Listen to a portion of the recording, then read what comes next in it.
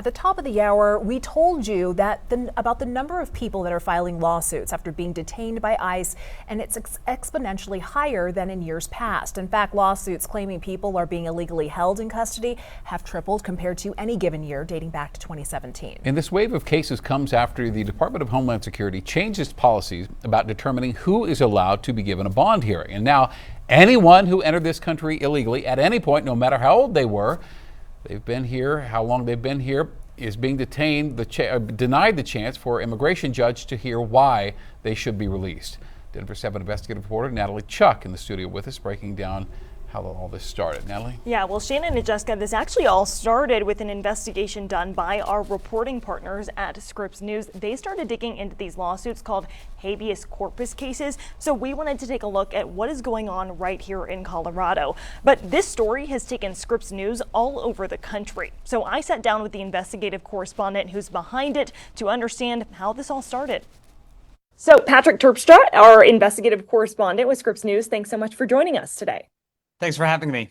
So I want to get started with what sparked your interest in these habeas corpus filings in the first place. Well, we know that thousands of immigrants have been arrested and sent to detention centers all over the country, but it has been really hard to actually get to talk to them. ICE makes it almost impossible. We were wondering, what are their conditions like? How are they doing? What are they seeing as they're locked up? And one of the best ways to do that really was to actually see what they are filing in federal court. These petitions known as habeas corpus petitions, where they actually speak to what they're experiencing. For you, what sticks out to you the most about what you've seen in your reporting? I think two things. One thing is the length of time a lot of these undocumented immigrants are staying in detention. It's supposed to just be on the order of a few weeks, but we actually found many of them are spending months and months and months. And the second thing is a lot of similar complaints around the country at these detention centers about a lack of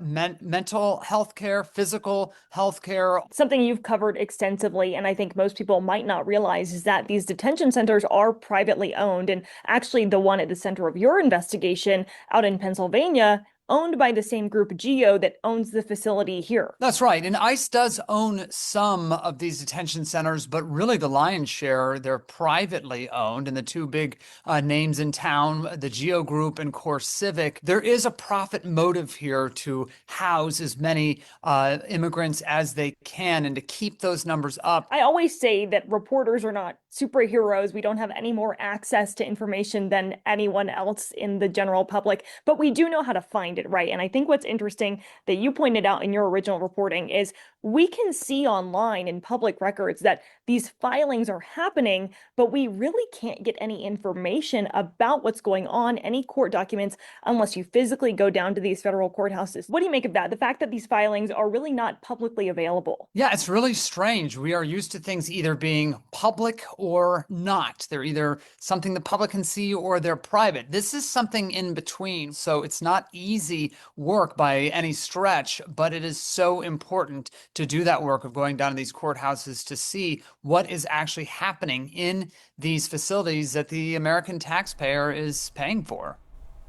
And you can find our full investigation that aired earlier this evening on our website, Denver7.com, under that Investigates tab. And for more of Patrick's investigation, head to scripsnews.com and do the same thing, you guys. All right. Nice work as always. Thanks, Natalie.